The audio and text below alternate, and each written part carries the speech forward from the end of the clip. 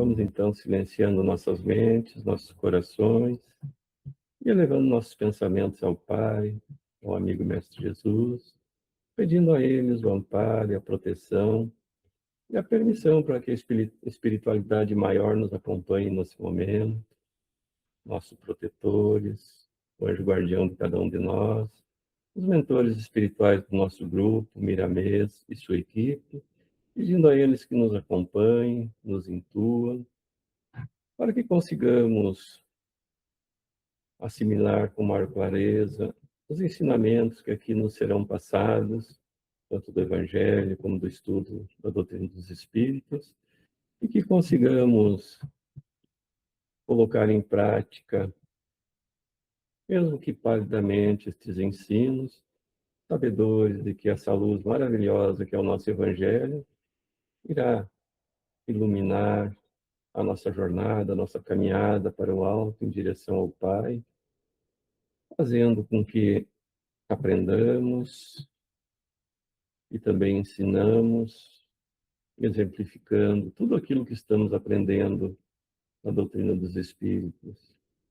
Também pedimos por aqueles irmãos nossos que não conseguiram, por algum motivo ou qualquer motivo, participar do estudo, que também sejam agraciados com esses bálsamos benfazejos de muita paz, de muita harmonia e de muito amor. Estão abertos os nossos trabalhos. E assim seja. Passo para ti, então, Kátia, para fazer o estudo do Evangelho.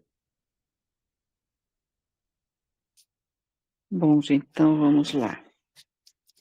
Como o Daniel falou, então, o nosso item hoje é o 5, prece pelos doentes e pelos obsidiados.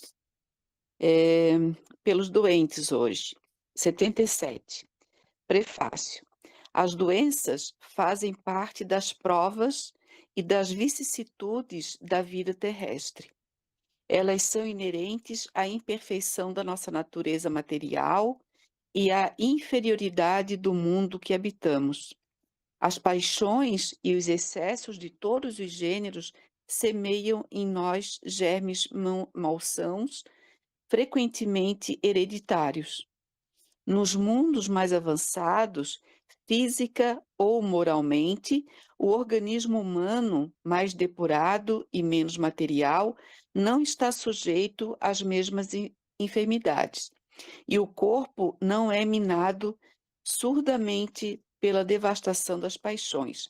Capítulo 3, número 9, que depois eu vou trazer aqui para vocês. É preciso, pois, resignar-se em suportar as consequências do meio onde nos coloca a nossa inferioridade e até que tenhamos mérito de trocá-lo.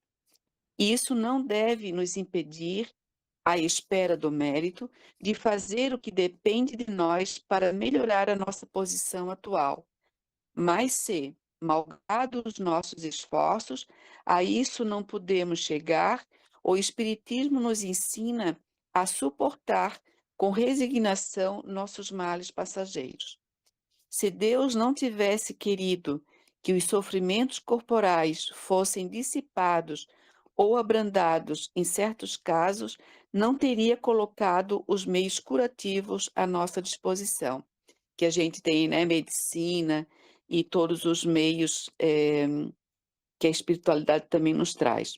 A sua previdente solitude a esse respeito, de acordo com nisso, com o instinto de conservação, indica que é do nosso dever procurá-los e aplicá-los. Então, a medicina está aí, mas a gente também tem que fazer a nossa parte no processo de cura, né? Seja ele físico, seja ele espiritual. Se Deus não tivesse querido que os sofrimentos corporais, eu já li, desculpe, ao lado da medicação ordinária, elaborada pela ciência, o magnetismo nos fez conhecer o poder da ação fluídica. Depois, o Espiritismo veio nos revelar uma outra força na mediunidade curadora e a influência da prece. Vê no capítulo 26 a notícia sobre a mediunidade de cura que também depois eu vou trazer aqui para vocês. O item 78, então, começa com uma prece. Então, nós pedindo por nós mesmos, né? As nossas doenças, nossos males. Senhor, sois todo justiça. A doença que vos aprouve me enviar, devo-a merecer, pois não fazeis sofrer jamais sem causa. Eu me entrego para minha cura, à vontade infinita, desculpa, a vossa infinita misericórdia. Se vos apraz restituir-me a saúde, que o vosso santo nome seja bendito. Se, ao contrário, devo ainda sofrer, que ele seja bendito da mesma forma. Eu me submeto sem murmurar aos vossos divinos decretos, porque tudo o que fazeis não pode ter por finalidade senão o bem das vossas criaturas. Fazei, ó meu Deus, que esta doença seja para mim uma advertência salutar e me leve a meditar sobre mim mesmo. Aceito-a como uma expiação do passado e como uma prova para a minha fé e a minha submissão à vossa santa vontade. Aí aqui faz uma reverência também, uma referência à prece número 40. Prece pelos doentes, então.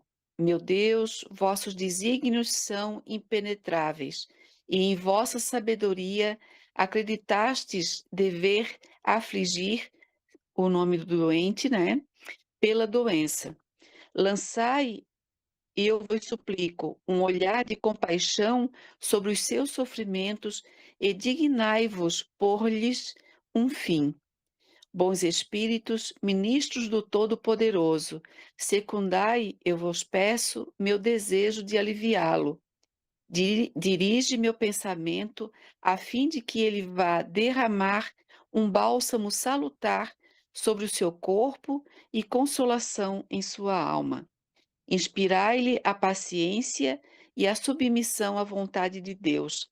Dai-lhe a força de suportar as suas dores com resignação cristã, a fim de que não perca o fruto das suas provas.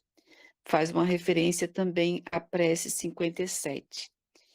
Uma outra prece, então, é pronunciada por um médium curador, né? Meu Deus, se dignais servir-vos de mim, indigno que sou, eu posso curar esse sofrimento, se tal é a vossa vontade, porque tenho fé em vós, mas sem vós eu não posso nada. Permite aos bons espíritos me penetrarem com seu fluido salutar, a fim de que o transmita a este doente, e afastai de mim todo pensamento de orgulho e de egoísmo que poderia alterar-lhe a pureza. Eu vou então fazer aqui, ler para vocês as referências aqui que ele trouxe.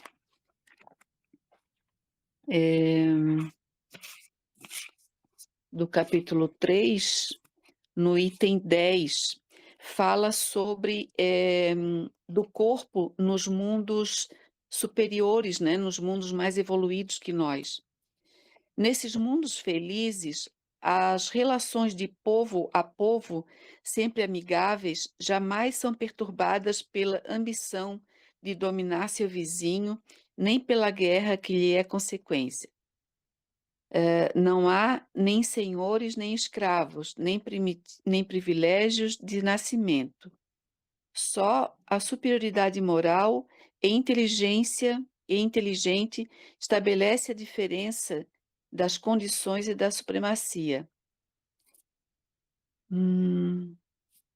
Não, desculpa, eu estou lendo aqui o item 10, mas não é o item 9 desse mesmo capítulo, tá? Que fala sobre o corpo nos mundos superiores. Nos mundos que atingiram um grau superior, as condições da vida moral e material são bem outras que as de sobre a terra. A forma do corpo é sempre, como por toda parte, a forma humana, mas embelezada, aperfeiçoada e, sobretudo, purificada. O corpo nada tem da materialidade terrestre e não está, por conseguinte, sujeito nem às necessidades, nem às doenças, nem às deteriorações que engendram a predominância da matéria. Os sentidos mais delicados têm percepções que a grosseria dos órgãos sufoca neste mundo. A leveza específica dos corpos torna a locomoção rápida e fácil. Em lugar de se arrastar penosamente sobre o solo, ele desliza, por assim dizer, na superfície. Ou plana na atmosfera sem outro esforço senão o da vontade. A maneira pela qual se representam os anjos ou pela qual os antigos imaginavam os manes nos corpos elíseos.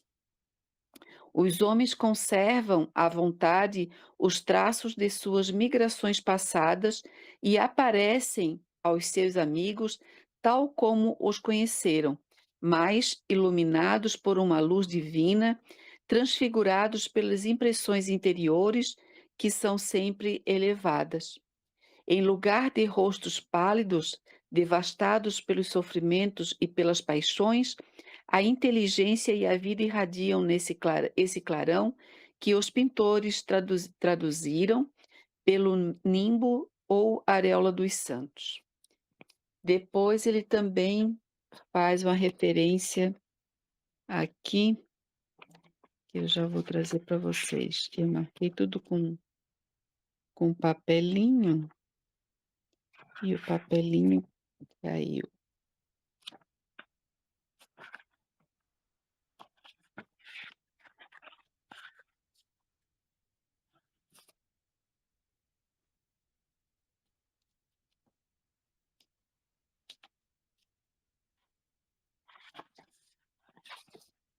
Aqui, pedi e obtereis. Aqui sim é o item 10. Eu confundi os dois.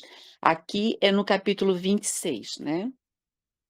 A mediunidade é uma coisa santa que deve ser praticada santamente, religiosamente.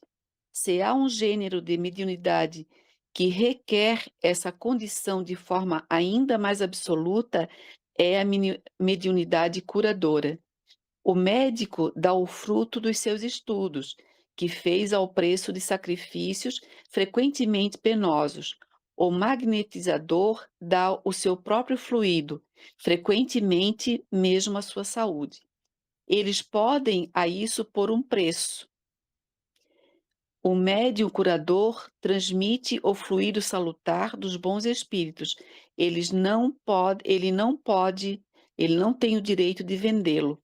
Jesus e os apóstolos, conquanto pobres, não faziam pagar as curas que operavam.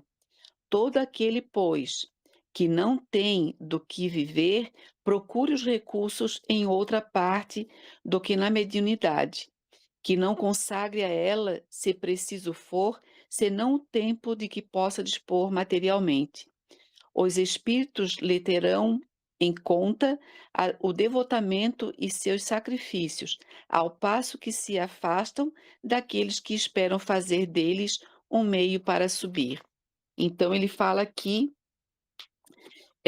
de que o médium não deve cobrar, né, de forma material, aquilo que foi lhe dado de graça, que é esse esse trabalho, né, da cura, que na verdade o médium não faz a cura, ele é o meio através do qual os espíritos operam a cura. E muita gente, a gente vê aí muitas histórias, né, de gente que se iludiu com isso e acabou entrando nesse mundo de cobrar e e fugir completamente do seu propósito, né, daquilo que, do compromisso assumido, de fazer praticar a caridade através da cura. Eu pensei também quando eu li essa parte também, eh, que, nós ainda podemos fazer, cobranças não materiais, que é quando a gente usa barganha. "Ah, eu até faço, eu até trabalho, mas eu quero que Deus me dê determinada coisa", que geralmente é material, né. Então eu acho que isso também é um tipo de cobrança, né, que a gente, eh eh, alguns, né, acabam fazendo e a gente às vezes até faz, eh, às vezes numa promessa, né, muito usada. Eu já fui muito abençoada, pessoas muito queridas de quando eu tive sérios problemas de saúde, eu tive pessoas muito queridas que gostavam muito de mim, que fizeram promessas, sim, eu tenho certeza que fui abençoada, com a boa intenção dessas pessoas, né, e com a bênção dos espíritos que auxiliaram, seja santo, gente conhecida como santo ou não, mas eu fui bastante abençoada. Mas tem muita gente que faz isso, né, usa a promessa como barganha. Eu escrevi alguma coisa aqui e eu vou ler para vocês, porque senão eu me perco aqui nas minhas ideias, né. Assim como qualquer dificuldade que tenhamos na vida, as doenças têm origens diversas. Agora já falando, de onde vêm essas doenças que por vezes nos vêm, eh e até nós olhamos como problema, e na verdade elas acabam sendo oportunidades da gente fazer aquilo que não está sendo feito, né. Podem ser provas para sanarmos débitos do passado, como a gente já falou aqui também, podem ser limitações para que não adquiramos mais débitos, podem ser males adquiridos através dos nossos maus hábitos. Aí eu trouxe alguns exemplos. Espíritos suicidas que eh, isso a gente vê aí, a gente fica sabendo o Chico Xavier nos relatava, né, nas histórias dele muitas dessas situações. Espíritos suicidas que reencarnam com fragilidades físicas nos órgãos atingidos no ato que provocou o seu desencarne precipitado. Então, por exemplo, pessoas isso não é regra, é óbvio, né, mas a gente conhece algumas histórias, nos passada mesmo por Chico Xavier e outras pessoas que trabalharam com ele, e outros, médiuns ainda bastante respeitados, né, Divaldo. Eh, por exemplo, um espírito que cometeu um suicídio num num enforcamento, aí se compromete de voltar e reencarnar com um problema na garganta para sanar esse débito. Espíritos que reencarnam com doenças ou problemas físicos que causaram em outros em vidas passadas. A gente também conhece algumas histórias, por exemplo, um um uma pessoa de fazenda na época da escravidão, um capataz que acaba, por exemplo, cegando um escravo. Então, ele se compromete de reencarnar e vir com um problema de visão, cego, por exemplo, né, para sanar esse débito. É só um exemplo, isso não é regra, né. Hã, espíritos que reencarnam com deficiências que o impedem de causar males semelhantes ao do passado. Então a pessoa vem com limites e aí não pode, eh, eh, por exemplo, sem os braços, sem mão, porque roubou, porque matou com as mãos. Isso tudo, gente, eu até depois eu peço que o Daniel confirme isso para mim, mas na grande, grande maioria das vezes, as pessoas voltam assim porque se comprometem, porque querem sanar esse débito, né. Então elas voltam assim, não é castigo, como muita gente pensa que é, né. É uma troca ali, é um acordo. Males adquiridos pelos nossos maus hábitos. E aí entra muito a nossa realidade atual. Sentimentos inferiores, excessos de todo gênero. Então, os nossos sentimentos, eh, raiva, orgulho, ódio, ciúme, inveja, que acabam nos gerando problemas físicos, né. A coisa começa pequena e vai progredindo e vai crescendo de tal forma que atinge o nosso físico, o nosso material. E excesso de todo gênero. Aí, comida, bebida, né, vícios de toda sorte. Eu mandei aqui no nosso grupo um vídeo que fala é um vídeo muito bom, ele é longo, aí entra aquelas propagandas chatas, mas, vale muito a pena, ouvir, porque eles fazem ali a relação, aqueles 2 médicos, né, um é um neurocientista, é um neurocirurgião, e o outro é um psiquiatra. Então eles falam muito isso e citam a oração, né, como um grande poder de cura. E eles falam,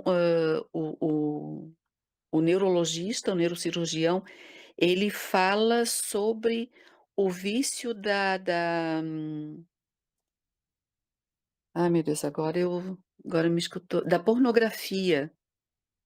Olha só uma coisa que até pouco tempo atrás eu não sabia que era um vício e os males que podia causar.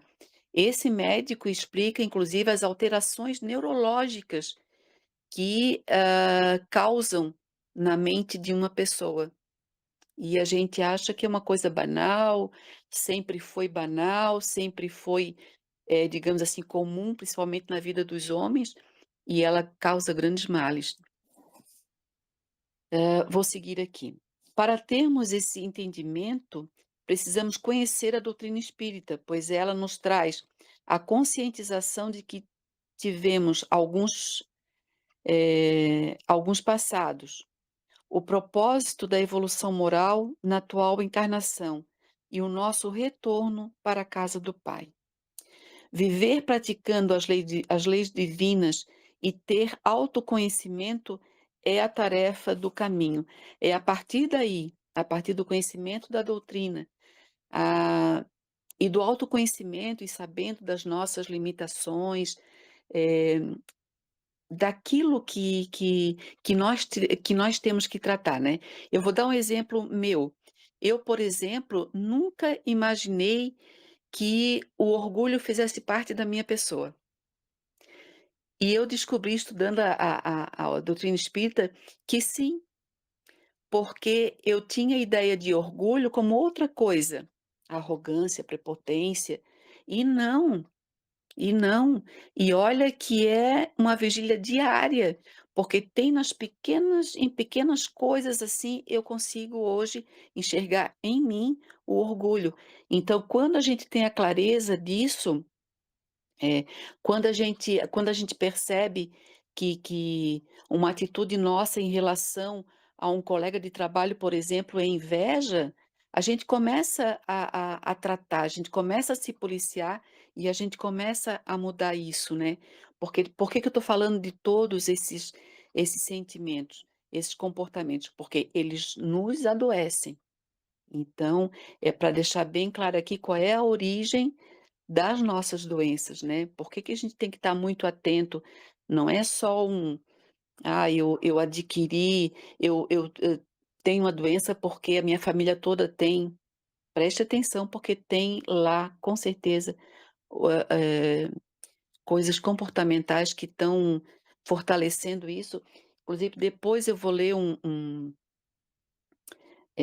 alguns parágrafos aqui do livro Nosso Lar, e tem do um relato ali do André Luiz que fala sobre isso. Continuando aqui.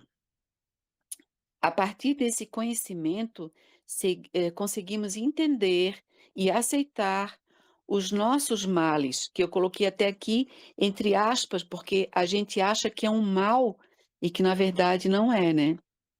Nós conseguimos enxergar os nossos males como oportunidades para a nossa evolução e compreender e aceitar os males do próximo como parte do nosso processo também. Aqui eu pensei, eh, nós todos conhecemos, com certeza, pais que têm filhos com problemas, de saúde, problemas mentais, né, problemas físicos, e às vezes a gente se "Meu Deus, né, por que, uma família, de repente, tão boa, um casal que se ama tanto, por que que veio esse filho?". Ele veio exatamente para fazer um trabalho aí, nesse meio, né, nesse casal, nessa família, com ele próprio, tem um propósito aquele filho deficiente, eh, e a gente acha que é: "Poxa, por quê? Só pode ser um castigo divino". Não, não é. Tem um propósito e com certeza um propósito de muita luz ali nessa história.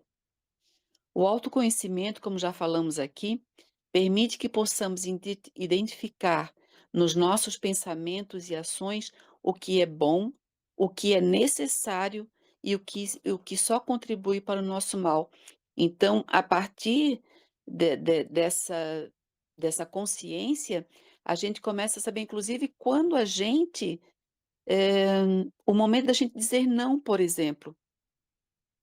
Eh, Principalmente com filho, né, principalmente com filho.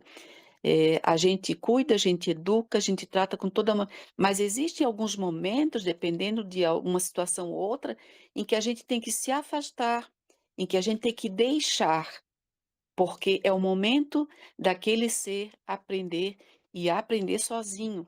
Então, a gente também tem que ter essa consciência, né. Aqui eu vou fazer, isso aqui é bom, eu faço. Aqui não. Aqui eu não faço mais, aqui eu digo não, aqui eu não auxilio, porque é o meu momento de deixar aprender. E também, o que é ruim.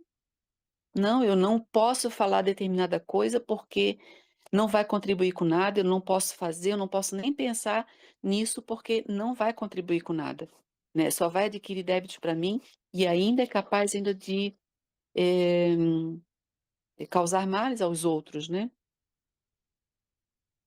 Vamos lá.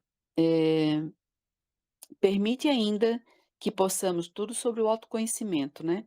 Permite ainda que possamos mudar nossa maneira de pensar e agir, contribuindo assim para o nosso despertar de consciência e consequente evolução moral.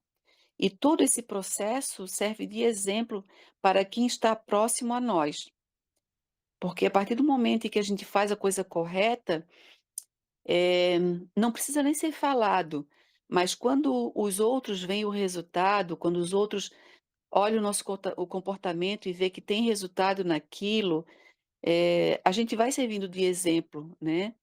Ou então, eh, tendo esse conhecimento, tendo essa consciência, a gente consegue ver no outro também o bom exemplo. Acredito que a origem de todo esse processo de cura é o pensamento, que pode nos trazer os males, né, mas também pode ser o caminho para a cura juntamente com a fé. Eh, Aqui, eu lembrei também de alguns. Eu gosto muito de ouvir o doutor Paulo Frutuoso, que é do Lar de Frei Luís, lá do Rio de Janeiro, e ele traz alguns relatos, né? Por exemplo, aqui quando eu falei de que o espírito pode reencarnar com males por coisas que fez na existência passada, ele relata que lá no Frei Luís chegou um dia uma mãe empurrando uma cadeira de rodas com uma filha, uma jovem, já uma moça, com a doença degenerativa, era uma doença nas juntas, e foi um espírito informou ao Dr. Paulo que ela, na época do nazismo, ela era um torturador, né, que, enfim, causava males às pessoas, não vou aqui entrar em detalhes, que eu não gosto nem de falar, exatamente nas juntas. Então, muito provavelmente esse espírito, veio com esse compromisso, né, de viver essa existência, sofrendo o que ele causou, o sofrimento que ele causou em outras vidas. Também falei, num outro dia aqui, sobre a história que o Chico Xavier contou, que uma mãe chegou lá, para conversar com ele, pedindo auxílio para o filho, que era uma criança. Ele nasceu sem os braços, nasceu, se não me engano, sem visão, enfim, com várias limitações. E agora ele estava com uma doença nas pernas, uma infecção, e ele teria que amputar as pernas. Então, o Chico explica que era um espírito suicida, que ele reencarnou com o compromisso de não praticar de novo, e que mesmo assim, mesmo com todas essas limitações que ele já tinha corrido em direção ao mar tentando o suicídio. Então, ele seria abençoado com a amputação das pernas para que ele conseguisse cumprir ah, o contrato, né? O que ele se comprometeu em fazer nessa existência. Também tem uma fala do Dr. Paulo, porque ele foi considerado pelos colegas de médico, né? Ele foi considerado e é considerado até hoje por alguns médicos como um louco, porque ele fala sobre a medicina do futuro, como vai ser, e é considerado louco por muitos, né? Que são ateus e não acreditam em nada. Então, um dia ele foi questionado por um colega que disse: "Ah, tudo bem então. Então quer dizer que tu estás dizendo que, uma criança, por exemplo, nasce com câncer, ou tem um câncer numa idade ainda tenra, porque, está cumprindo uma, digamos assim, um processo, por conta de coisas passadas". Aí o doutor Paulo: "Sim, é isso mesmo". "Tá, então por que que você opera os pacientes com câncer?", porque ele é oncologista, cirurgião oncologista. "Por que que você opera se você sabe que essas pessoas vieram, eh, com esse com essa, digamos assim, né, com pra cumprir essa história, para viver essa doença?". Aí ele respondeu: "Eu cuido dessas pessoas, porque eu não sei até onde elas têm que levar isso. Isso pode levá-las ao desencarne, ou pode ser um processo aonde elas têm que aprender. E aí eu contribuo com o meu conhecimento científico e vou tratando elas. Então, eu faço a minha parte, a espiritualidade faz a parte dela, e a pessoa vai fazer a parte dela também, né". Achei muito interessante essa história, para a gente até ter muito claro a contribuição e porquê que a ciência existe, né, e por que ela contribui, qual é o papel dela em todo esse processo, da gente. Eu tenho aqui em casa um livro chamado O Poder Infinito da Oração, do Lauro Trevisan. Ele é um livro bem antigo, eu acho que eu comprei um sebo, porque tem aqui uma dedicatória de uma pessoa que eu não conheço. Então ele fala aqui sobre o pensamento, como cura. Eu vou ler aqui para vocês só um parágrafo aqui. Seu pensamento é sua oração. Mesmo que você diga que nada pede e deixa tudo nas mãos de Deus, cada pensamento seu, acreditado e unívoco por si mesmo, se enquadra na lei do pedir e recebereis, alcançando sempre a resposta. Mesmo que você não queira usar o poder de Deus, cada pensamento acreditado seu já está acionando a lei divina e, portanto, o poder infinito já está respondendo. Você pode não fazer a oração da saúde porque entende que deve deixar a sua cura nas mãos de Deus. No entanto, cada vez que você pensa na sua doença, cada vez que você fala da sua doença, cada vez que você diz que a sua doença é incurável, que os remédios não adiantam nada, que a operação não vai dar certo, você está, sem querer ou sem saber, fazendo a oração da sua doença. E o poder infinito, que sempre responde à palavra acreditada, cumprirá, mantendo a sua doença, tornando-a incurável, impedindo o efeito dos remédios e da operação. Olha aí a importância da nossa parte nesse processo, né?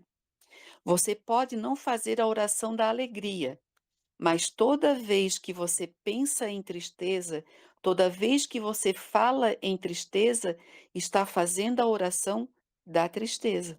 E a oração da tristeza está produzindo a tristeza em você. O seu pensamento é sempre a sua legítima oração. Foi por isso que o grande mestre Jesus disse: toda árvore boa produz bons frutos, e toda árvore má produz maus frutos. Isso quer dizer que toda vez que você produz pensamentos bons, positivos, terá como resposta frutos bons, positivos. E toda vez que produzir pensamentos negativos, terá como resposta frutos maus, negativos. Diante desta verdade, assuma o comando do seu barco, assumindo o comando dos seus pensamentos. Olha só a importância do orai e vigiai todo dia, a todo momento, né? Aí aqui ainda tem um outro parágrafo também, num outro capítulo, que fala: o livro dos Atos dos Apóstolos narra muitas curas realizadas pelos discípulos de Jesus. Mas Jesus ensinou que todos têm o poder de curar as suas doenças, porque a fé é um dom existente em qualquer criatura humana. O apóstolo Tiago, numa de suas cartas, escreveu: a oração da fé curará o doente e o Senhor o porá de pé. Note bem que Tiago não diz que a oração da fé talvez possa curar a sua doença. Nada disso. A oração da fé, sem dúvida nenhuma, curará o enfermo, seja qual for a doença. E aqui me veio à mente o seguinte: muitas vezes, né, e eu trabalho numa casa espírita que trabalha com tratamentos físicos, cirurgias espirituais, muitas vezes, e por falta do conhecimento do espiritismo, as pessoas só pensam no processo de cura e na cura física, né? Só querem curar o corpo. E muitas vezes esse processo é a cura espiritual. Então a pessoa tem a doença, vai morrer por aquela doença, mas dependendo de como ela trata e cuida e cria consciência da necessidade desse processo durante essa vivência até o desencarne, ela vai ter a cura espiritual. Então, quando eu li isso aqui, eu pensei muito nesse fator, né? Tiago ainda acrescenta: e se tiver cometido pecados, estes lhe serão perdoados. Portanto, a oração da fé não só elimina o efeito, como também a causa. Eu achei bastante interessante trazer isso aqui para a gente refletir. Aquela referência que eu fiz ao nosso lar, aqui ele fala quando o André Luiz questiona: "Ah, por que que como assim eu sou tratado como um suicida?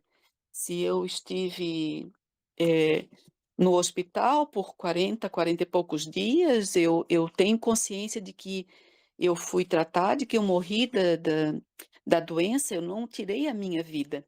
E aí os espíritos explicam para ele o porquê que ele é considerado um suicida inconsciente, né. Aqui eles vão relatando, sobre a doença dele, o quanto que ele contribuiu para essas doenças. Então eles começam aqui: vejamos a zona intestinal. A oclusão derivava de elementos cancerosos, quer dizer, ele tinha um câncer no intestino, e estes, por sua vez, de algumas leviandades do meu estimado irmão no campo da sífilis. Então, a sífilis causou o grande dano ali. A moléstia talvez não assumisse características tão graves se o seu procedimento mental no planeta estivesse enquadrado nos princípios da fraternidade e da temperança. Entretanto, seu modo especial de conviver, muitas vezes exasperado e sombrio, captava destruidoras vibrações naqueles que o ouviam. Nunca imaginou que a cólera fosse manancial de forças negativas para nós mesmos? A ausência de autodomínio, a inadvertência no trato com os semelhantes, aos quais muitas vezes ofendeu sem refletir, conduziu-no frequentemente à esfera dos seres doentes inferiores. Olha só, quando ele era irritado e grosseiro, olha só a conexão que ele arrumou, né, para a vida dele. Tal circunstância agravou de muito o seu estado físico. Já observou, meu amigo, que seu fígado foi maltratado pela sua própria ação? Que os rins foram esquecidos com terrível menosprezo às dádivas sagradas? Quantas vezes a gente maltrata, né, os órgãos do nosso corpo, né? Os órgãos do corpo somático possuem incalculáveis reservas, segundo os desígnios do Senhor. O meu amigo, no entanto, iludiu excelentes oportunidades, desperdiçando patrimônios preciosos da experiência física. A longa tarefa que lhe foi confiada pelos maiores da espiritualidade superior foi reduzida a meras tentativas de trabalho que não se consumou. Todo o aparelho gástrico foi destruído à custa de excessos de alimentação e bebidas alcoólicas, aparentemente sem importância. Devorou-lhe a sífilis energias essenciais, como vê, o suicídio é incontestável.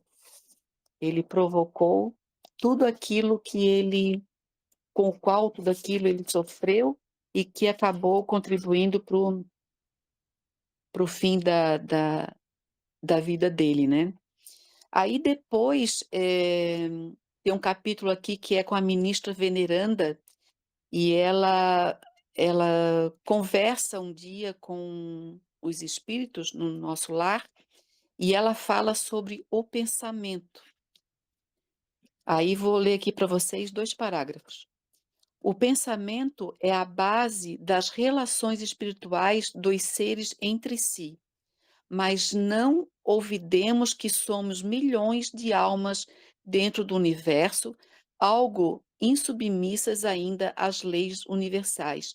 Não somos, por enquanto, comparáveis aos irmãos mais velhos e mais sábios próximos do divino, os espíritos de luz, mas milhões de entidades a viverem nos caprichosos mundos inferiores do nosso eu. Os grandes instrutores da humanidade carnal ensinam princípios divinos, expõem verdades eternas e profundas nos círculos do globo. Em geral, porém, nas atividades terrenas, recebemos notícias dessas leis sem nos submetermos a elas. Sabemos, mas não cumprimos, né? E tomamos conhecimento dessas verdades sem lhes consagrarmos nossas vidas. Será crível que, somente para admitir o poder do pensamento, ficasse o homem liberto de toda condição inferior? Impossível.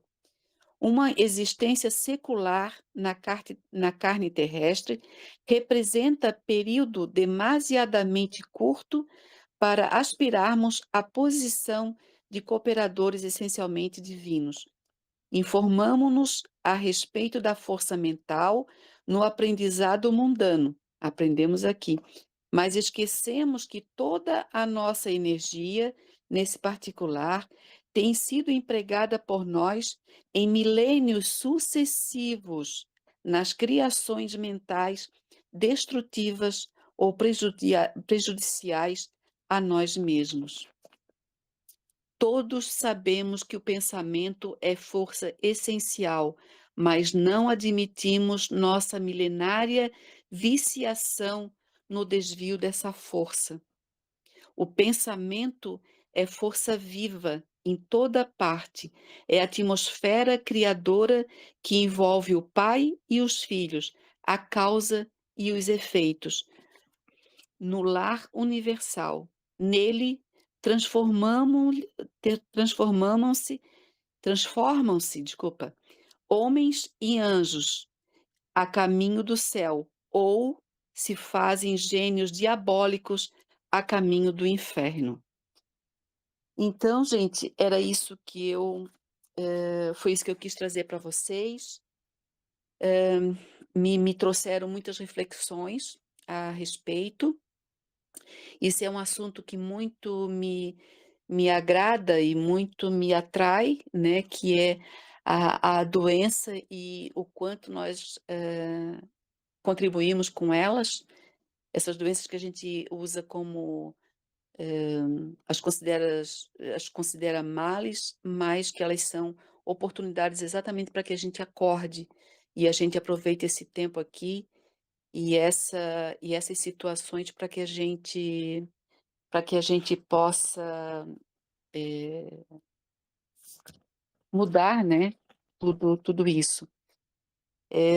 Em relação a tudo isso que eu falei é muito reflexivo para nós, né, mas quando nós nos referimos também, porque ali fala também do pedido da oração da cura pelos outros, né, eu penso que, quando nós nos referimos a um doente, a nossa oração deve ser, no desejo de que essa pessoa tenha serenidade e que ela compreenda a necessidade desse momento pelo qual ela passa, porque a partir daí, aí ela vai, acho que, poder contribuir com ela mesma, né, e fazer esse processo dela, também, eh, aproveitá-lo como um processo de cura.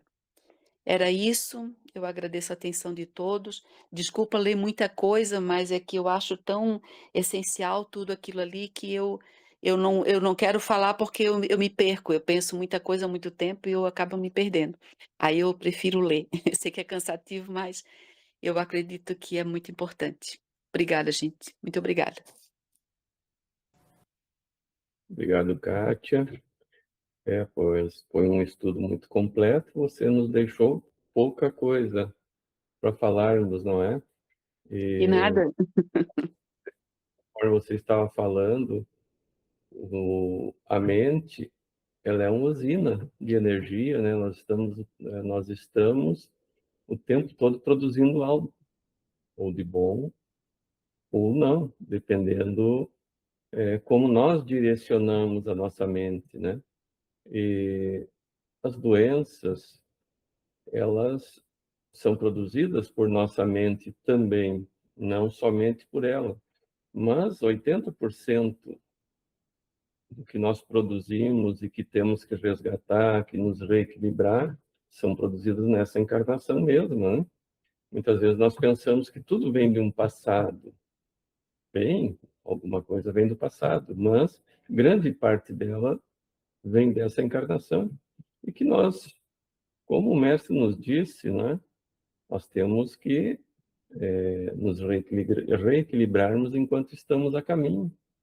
Depois que nós vamos para o mundo espiritual é mais difícil. E nós, o mestre também nos diz, sempre disse, né, e nunca curou ninguém. O que ele dizia? Tua fé te curou. Então, olha a importância da fé, da oração. Nós estamos estudando sobre a oração agora, não é? E nós, como cristãos, como espíritas, enfim, nós temos o dever de minimizar qualquer que seja o sofrimento dos outros. Nós temos essa obrigação, não é? Porque é um karma, porque tem que passar por isso. Tem que passar. Mas a nós não cabe julgar o porquê que a pessoa está passando por aquilo ou porquê tem que passar. Nós temos que fazer a nossa parte, auxiliar sempre, não é? Porque, claro que muitas vezes nós sabemos que a pessoa não quer ser auxiliada, enfim, e prefere seguir naquela vida de equívocos, mas a nossa obrigação é esclarecer e tentar auxiliar, mesmo que seja com a prece, não é? Então, nós temos que sempre tentar diminuir esse sofrimento. O mestre nos deu esse exemplo. Aqueles que ele já percebia que tinham merecimento de serem curados, ele auxiliou produzindo essas curas, né? Então podem ver que o mestre ele não saiu curando indiscriminadamente. Foram alguns, não foram todos, né? Então, nós temos um período para passar por aquilo, e é como disse o médico, como a Kátia citou. Não importa se a pessoa vai curar com tratamento ou não, mas ele tem que dar essa possibilidade para a pessoa que, através do tratamento físico de um médico, procurar minimizar essa doença que já está no corpo. Por que ela está no corpo? Porque tudo que nós produzimos de equívocos nessa ou outras encarnações, elas ficam registradas no nosso espírito. E como vamos produzir essa limpeza do nosso espírito, o perispírito, através do corpo? O corpo é a esponja que vai absorver todos os problemas que nós produzimos, nos equivocamos, maus pensamentos. Então, vejam, os espíritos alertam que se o nosso pensamento auxilia até na produção do El Ninho, que é uma psicosfera global, imagine para o nosso organismo físico, que é um mundinho pequeno à parte, né? Nós podemos produzir muitos males. Eu estava vendo uma palestra do Haroldo Dutra Dias e estava dizendo, por exemplo, a depressão. A depressão começa onde? Na nossa mente, no espírito. Mas depois que ela se prolongou nessa forma, pensamento, e passou para o corpo, nós precisamos dos dois tratamentos, inclusive medicação, porque ela se instalou no corpo físico.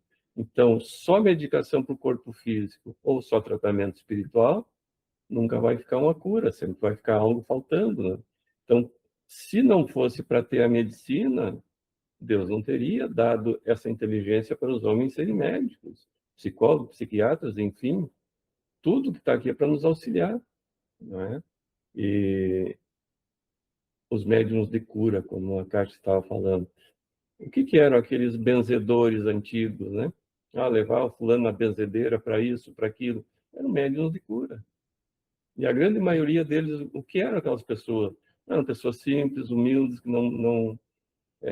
não se pagava nada. E nós sabemos, temos notícias de médiuns que se equivocaram, que ficaram grandes posses. O que aconteceu? E sabemos também que aqueles médiuns que se utilizam dessa mediunidade para usufruir dela em bens materiais, eles já não são mais assistidos por bons espíritos. Muitas vezes a mediunidade deles é até cancelada, não é? Então, cuidemos da nossa mente, dos nossos pensamentos. Vou passar adiante, que senão eu também fico falando bastante. A Kátia já foi muito esclarecedora nas suas colocações. Fátima, posso passar para ti, Fátima? Oi, pode. Gratidão, Cátia. Quanta reflexão, quanta informação, né, para os nossos pensamentos, né? Gratidão sempre, sempre, sempre.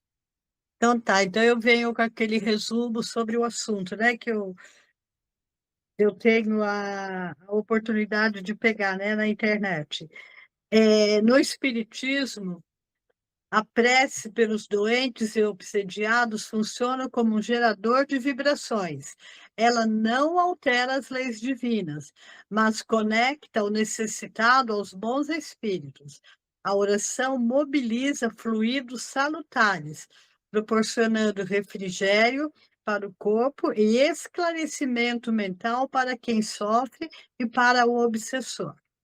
Na codificação kardeciana, o estudo das preces está estruturado no capítulo 28, né, que a Kátia leu e nos apresentou maravilhosamente bem.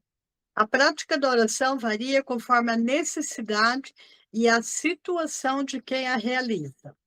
Pelo doente, a prece busca amparar o enfermo, inspirando-lhe resignação cristã para superar a provação e pede aos bons espíritos que ajudem a aliviar suas dores.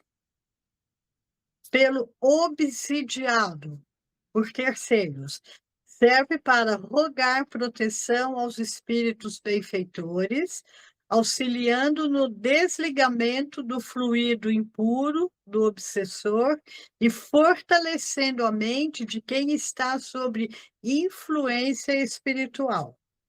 E pelo obsidiado, que é por si mesmo, foram as 3 preces, né, que ela leu. A prece foca no reconhecimento da própria vulnerabilidade moral e no pedido de afastamento do espírito sofredor, convidando ao perdão e à transformação interior. É isso aí.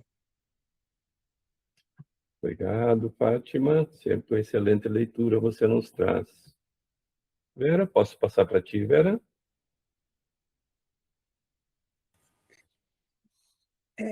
Eu achei interessantíssimo, Kátia, interessantíssimo o assunto. E achei amplo no aspecto não só do kardecismo, engloba muita informação, não é só para nós, né?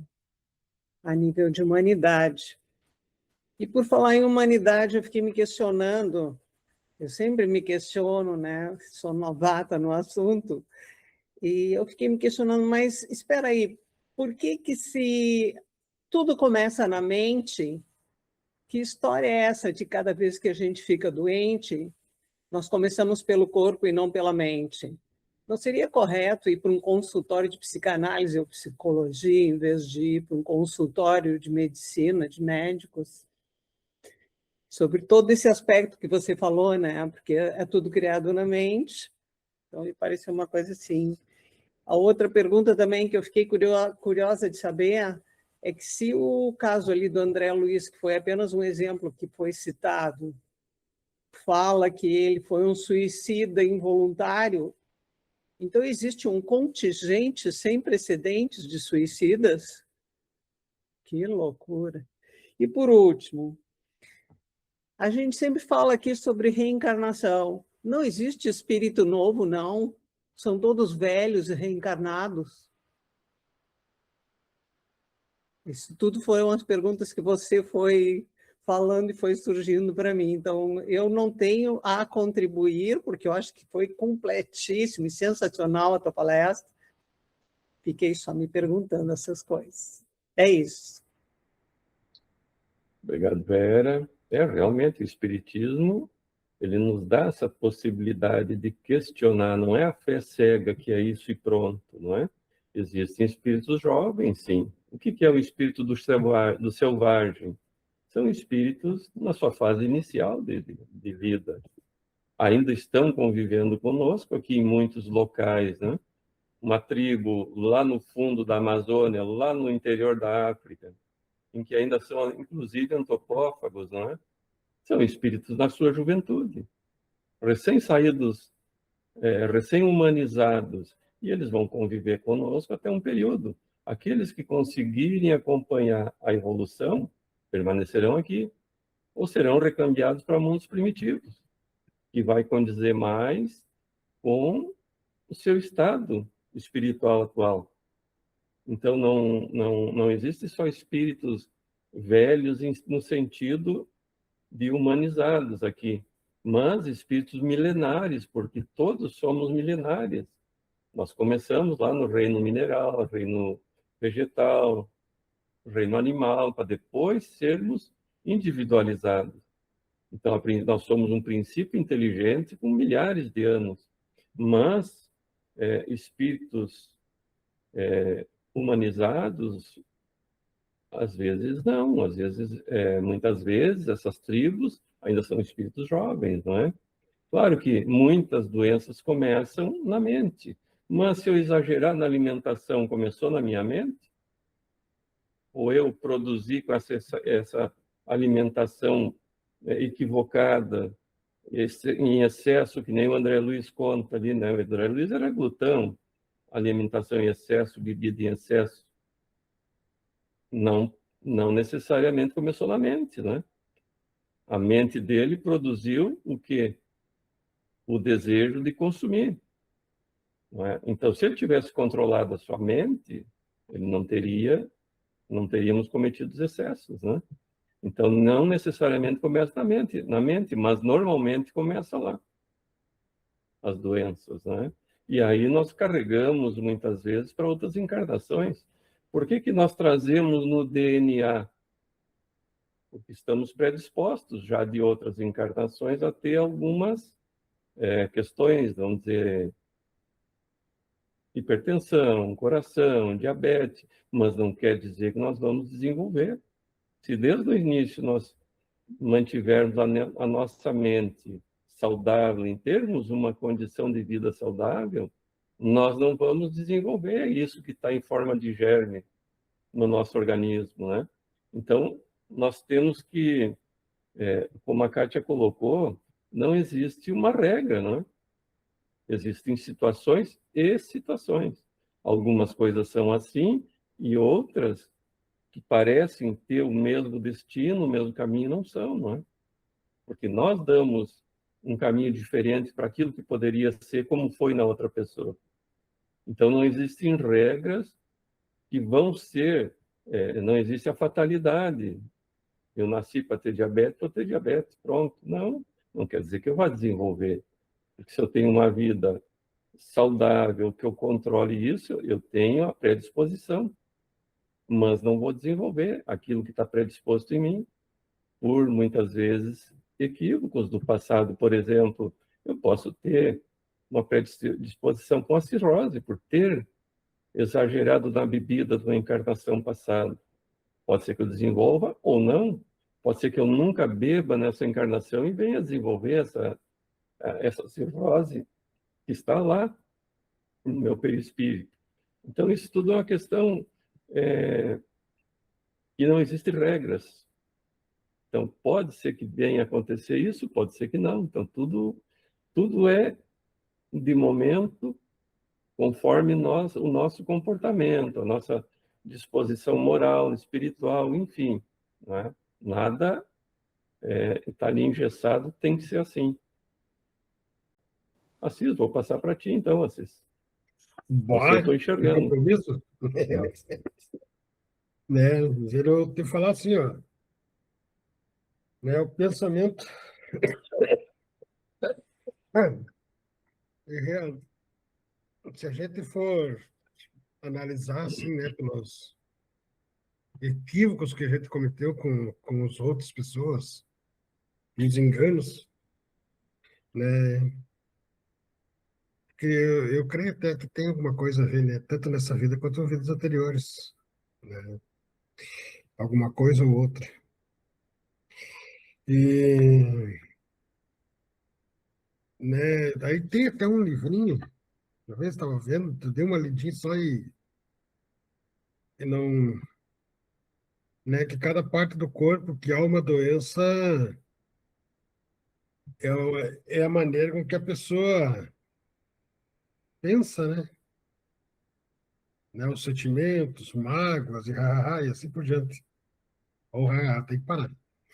E então, né, isso sim, eu falar a verdade. Eu já desde quando era criança mesmo já vivia doente. Era gripe, era febre reumática, era uma outra situação que, né, tinha até tipo furado. E eu falo a verdade para vocês, eu sempre digo assim, ó, nada é de graça, né? Então eu nunca não era espírita, mas nunca fiquei me contestando assim, por que fulano, por que ia assinar comigo? Não, nunca pensei nisso aí, não, né? Porque eu acho que aprendi meio cedo a abraçar a, essa situação, né? A minha situação em si, mas pensamento ele é complicado, às vezes quando a gente mesmo vai ampliando, muitas vezes, alguma coisa que a gente tem que passar e a gente acaba ampliando ela. Porque fica naquela assim, nem pá, e fica martelando, que nem diz, né? O pessoal ribeiro, que nem eu, assim, fica martelando na cabeça, né? E fica pensando, porque eu sou, porque eu disse, porque eu, né? Eu acho que uma boa oração, pensamentos positivos, examinando um monte de coisas. Quantas vezes a gente estava meio mal, carrada, tudo começou a rezar e pedir para Deus. Aí, que nem brinco assim, às vezes, quando assim que tá barganhar com ele um pouquinho. Mas, e muitas vezes, quando a gente vê do nada, a gente supera, né, uma situação, né? Eu acho que é isso, pessoal. Obrigado, Assis. Esse é o nosso problema, nós queremos barganhar com Deus, né? Se Deus me der isso, eu dou aquilo. Eu tinha um colega, foi interessante, a filha dele tinha uma doença rara. As poucas crianças que tiveram, e ela era uma doença que acontecia com crianças, e todas as crianças no Brasil que já tinham tido essa doença, não eram muitas, tinham desencarnado no máximo aos 8 anos. E um dia, conversando com ele, a filha dele estava com 15 anos, estava muito mal no hospital. E ele soube que eu era espírita, daí ele veio conversar comigo, e ele me dizendo que ele adorava cerveja, tomava um monte de cerveja, e que se Deus salvasse a filha dele, ele ia parar de tomar cerveja. Então, olha como é a barganha, né? Se Deus me der a saúde da minha filha, eu paro de tomar cerveja. Mas aí eu estava dizendo para ele, quando ele me falou isso, veja a graça que tu teve. Todas as crianças desencarnaram até 8 anos. A tua filha está com 15. Tu teve 7 anos mais de alegria com a tua filha, não é? Por que não pensou, então, nesse momento de felicidade a mais que ele teve? Olha como Deus foi bom para ti. Te deu mais 7 anos, uma moratória de mais 7 anos para estar com a tua filha. Então, agradeça isso a Deus de ter tido essa oportunidade de ter mais 7 anos. Os outros todos, pelo que segundo ele me falou, no Brasil, ninguém teve. O máximo foi 8 anos. Então, nós só vemos o que é ruim, a nossa mente fica vinculada ao que é mal. E olha a bondade de Deus para com ele, né? Deu mais 7 anos para ele ficar com a filha dele. Então, a nossa visão é muito curta. Nós só sabemos ver a parte ruim das coisas e esquecemos de ver a parte boa. E aí, claro, a menina desencarnou com 15 anos. E ele continuou bebendo mais ainda, porque Deus não foi bom para ele. Então, como nós somos ingratos também, né? Quando não agradecemos por tudo que nós temos, por tudo que nos foi dado para que evoluíssemos, tanto na felicidade, mas principalmente na doença. A oportunidade que nós tivemos de servir, de ajudar as pessoas. A nossa mensagem hoje é muito interessante. Ela fala, o título dela é O Fardo, que complementa tudo isso que nós estamos falando aqui. Seu Edgar, Marilene, agora posso passar para vocês?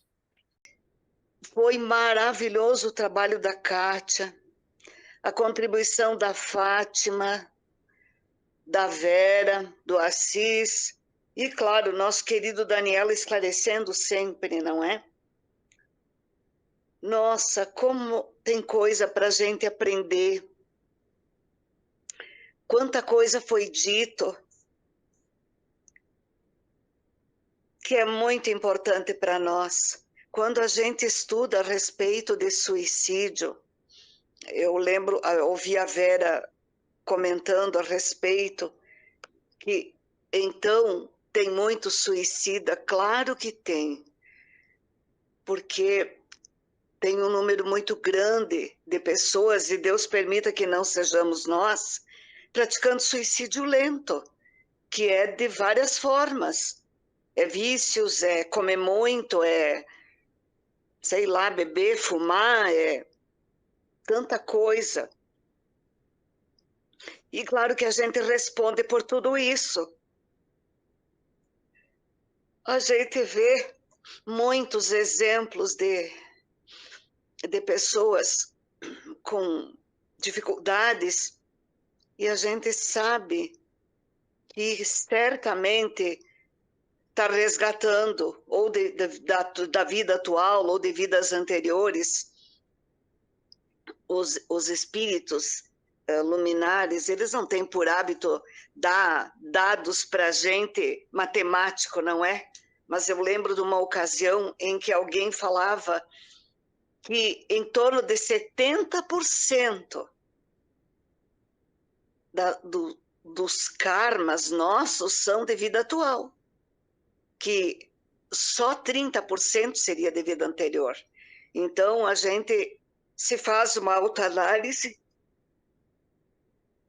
e a gente verifica que muita coisa a gente fez. Por isso que eu sempre digo, como Deus é bom conosco, conhecendo a doutrina, aprendendo cada vez mais e procurando se modificar, para se preparar para que a próxima a gente venha em melhor condição, com certeza.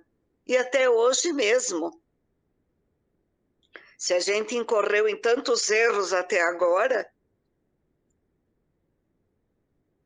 agora a gente está procurando fazer as coisas certas para não acarretar mais, não é mais débitos.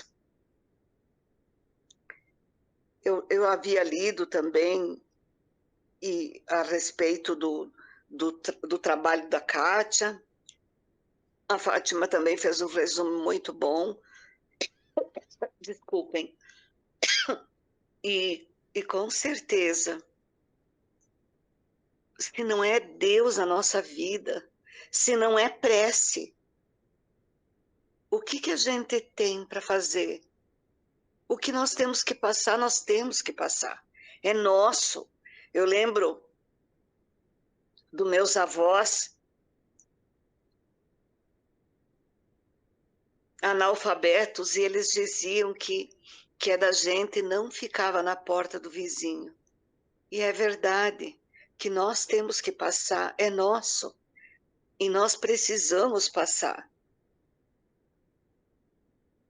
E com certeza a doutrina, o Daniel falou sobre isso, a doutrina, ela nos obriga a uma fé raciocinada, ela nos obriga a refletir, porque a gente sabe que ouvia antes que tudo era mistérios da fé, tinha que acreditar sem entender, mas hoje não, queridos, hoje a gente precisa e quer entender.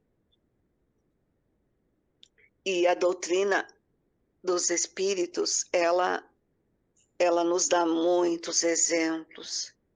Quantos exemplos que ela nos dá, não é? Depoimentos de espíritos que já partiram e que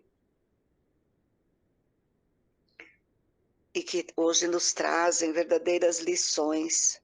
A Kátia usou o nosso lar e daí a gente lembra que o André Luiz era bastante orgulhoso, não é?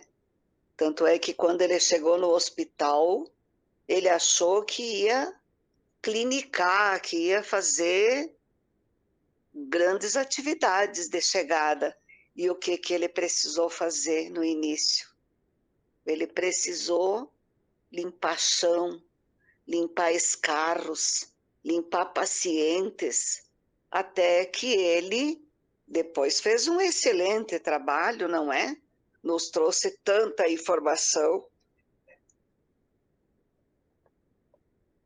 através dos livros. Desculpem, queridos. Hoje vou dizer para vocês, me deu uma crise de bocejo que quase não consigo falar, mas vai passar.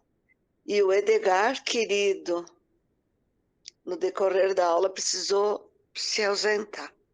Mas, enfim, mais uma vez, muito obrigada, Kátia. Depois eu vou ouvir outra vez quando o Daniel disponibilizar, porque para tudo a gente tira grandes lições, não é? E só temos que agradecer a Deus por conhecer a doutrina, por estarmos juntos no grupo e tendo certeza que a cada dia que passe, nós não somos mais os mesmos. Nós estamos nos esforçando para nos melhorar. Obrigada, queridos. Meu marido quer dizer alguma coisa? Ele não quer. Desculpem. Obrigada. Obrigado, Marilene. Sempre é muito bom ouvir você e seu Edgar. E realmente a obra do André Luiz, ela é muito boa. E se nós lermos, temos que ler na sequência, porque ele vai evoluindo a cada livro, né? Quando ele encerra lá no mecanismo da mediunidade, a gente, para ler aquele livro, nós temos que estar com um dicionário ali que tem coisas de física que a gente não entende, então a gente tem que ter um dicionário, algo para ir nos orientando.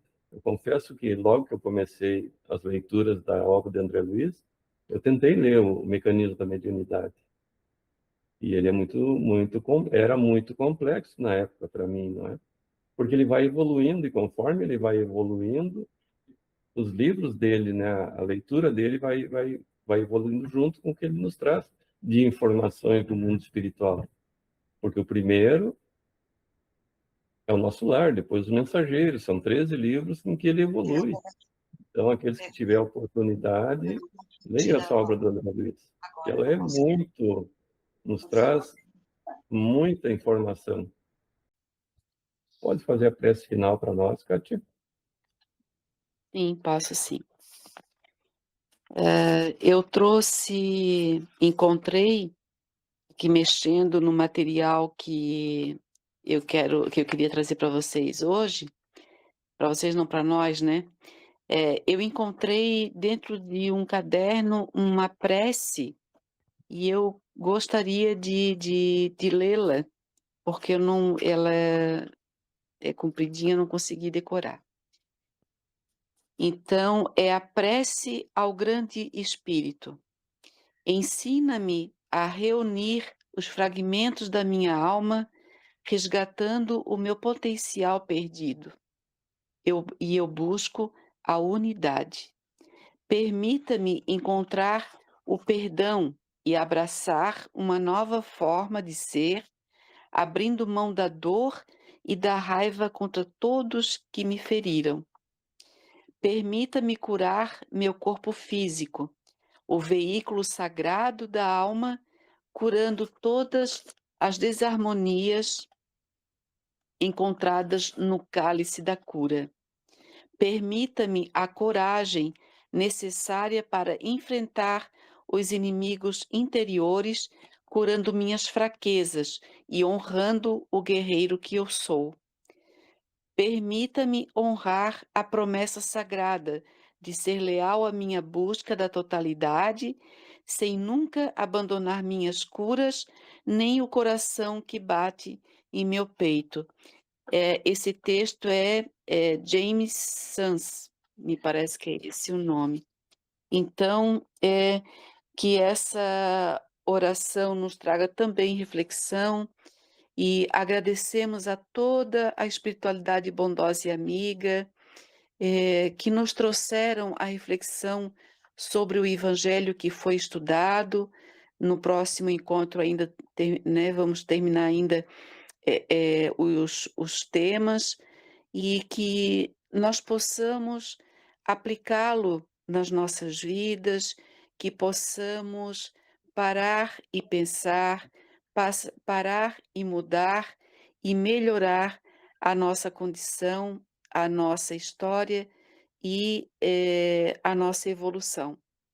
Que Deus permita que estejamos sempre juntos, aqui ou em outro local, em outro mundo, em outra morada, e que possamos continuar aí o estudo com as nossas mensagens, refletindo e enriquecendo o nosso conhecimento, enriquecendo a nossa existência, a nossa história.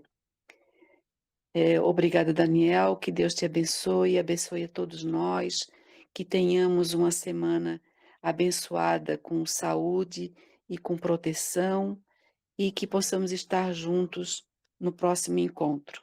Que assim seja.